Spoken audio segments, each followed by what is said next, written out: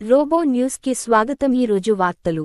కలియుగ దైవం శ్రీ వెంకటేశ్వర స్వామివారి లడ్డు ప్రసాదం. ఆంధ్రప్రదేశ్ జగన్ ప్రభుత్వం చేసిన కల్తీ అపవిత్ర చర్యలకు ప్రాయశ్చిత్తం. ఆంధ్రప్రదేశ్ ఉప ముఖ్యమంత్రి జనసేన పార్టీ అధినేత పవన్ కళ్యాణ్ సనాతన ధర్మ పరిరక్షణ కొరకు దేశవ్యాప్తంగా డిమాండ్ చేస్తూ దీక్ష చేపట్టారు.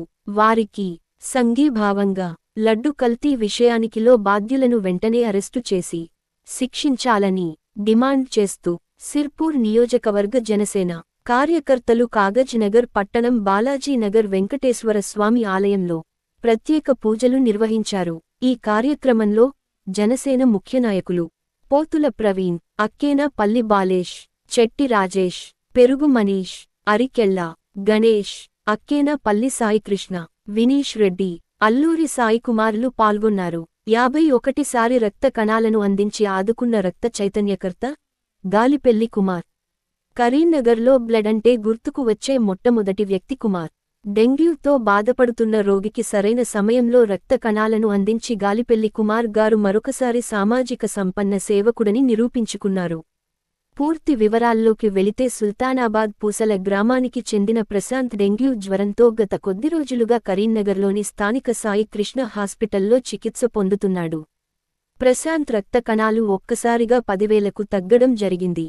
అప్పటికప్పుడు ఏమి చేయాలో తోచని పరిస్థితిలో సుల్తానాబాద్కు చెందిన సామాజిక కార్యకర్త తుమ్మరాజుకు విషయాన్ని చేరవేయగా అర్ధరాత్రి 12 గంటల ప్రాంతంలో తుమ్మరాజు గాలిపెల్లి కుమార్ గారికి ఫోన్ చేసి ఫోన్లో పరిస్థితిని వివరించగా సానుకూల హృదయంతో సామాజిక దృక్పథంతో గాలిపెల్లి కుమార్ అర్ధరాత్రి సాయి కృష్ణ హాస్పిటల్కి విచ్చేసి ఎన్జీఆర్ బ్లడ్ బ్యాంక్లో తన రక్త కణాలను అందించి ప్రశాంత్ ప్రాణాలను కాపాడాడు. ఈ విషయమై ప్రశాంత్ కుటుంబ సభ్యులు డాక్టర్లు పురుమళ్ళ శ్రీనివాస్ గాలిపెల్లి కుమార్ గారిని అభినందించారు. ఈ సందర్భంగా గాలిపెల్లి కుమార్ మాట్లాడుతూ ఎదుటి మనిషికి సహకరించాలనే ఆలోచన విధానం ఎంతో గొప్పదని, అందరూ కూడా ఎవరిని కించపరచకుండా ఒకరికొకరు సహాయపడుతూ జీవితాన్ని ఆనందమయం చేసుకోవాలని తెలిపారు.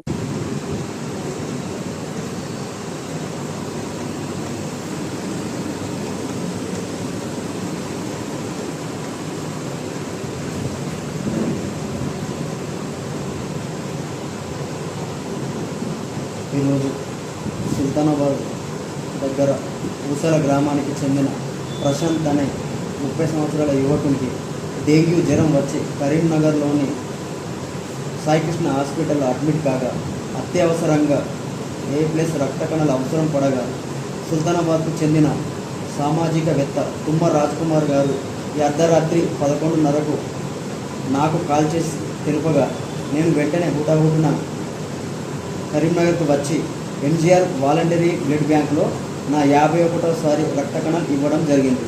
ప్రతి ఒక్క యువత ఇలాగే అపోహలు వీడి రక్తదానానికి ముందుకు వచ్చి ప్రతి 3 నెలలకోసారి రక్తదానం చేయాలని, అలాగే ప్రతి 15 రోజులకోసారి రక్త కణాలు దానం చేసి ప్రాణాలు కాపాడాలని ఇచ్చిన హామీలను అమలు జరపడంలో కేంద్ర, రాష్ట్ర ప్రభుత్వాలు విఫలం.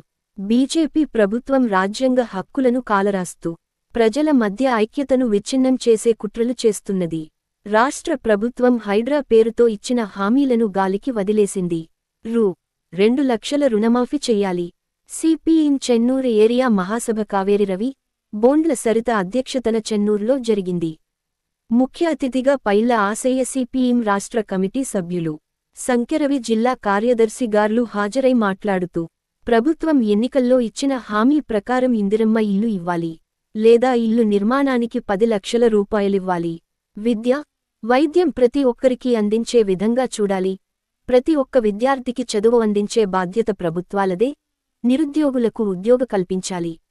రైతులకు 2 లక్షలు ఇలాంటి షరతులు లేకుండా రుణమాఫీ చేయాలని, గ్రామాలలో రోడ్లు, కాలువలు నిర్మించాలని, ప్రభుత్వం ఎన్నికల్లో ఇచ్చిన హామీలు నెరవేర్చాలని అన్నారు. పోడు సాగు భూములకు హక్కు పత్రలివ్వాలి. పారేస్తూ శాఖ దౌర్జన్యాలు నిలిపివెయ్యాలి. చెన్నూర్ ప్రాంతంలో కుల వివక్షత కొనసాగుతుంది. రాజ్యాంగానికి తూట్లు పొడుస్తున్నా బీజేపీ వైఖరిని త్రిప్పికొట్టలి. ప్రాణహిత, కాళేశ్వరం ముంపులో నష్టపోయిన వారికి నష్టపరిహారం ఇవ్వాలి. చెన్నూర్, భీమరం, కోటపల్లి అనంతరం చెన్నూరు ఏరియా కమిటీని ఎన్నుకోవడం జరిగింది.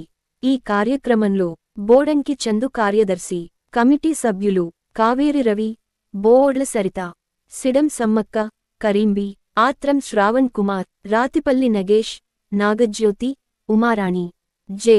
మరయ్య, పేదం పద్మ తదితరులు ఏకగ్రీవంగా ఎన్నుకోవడం జరిగింది. ఈ మహాసభలో పాయిరాల రాములు, తాండ్ర అనిల్, బండారి రాజేశ్వరి, రేణుక, యామిని, రమాదేవి, సహన, మధు, కుమార్, లక్ష్మి, భూదక్క తదితరులు పాల్గొన్నారు.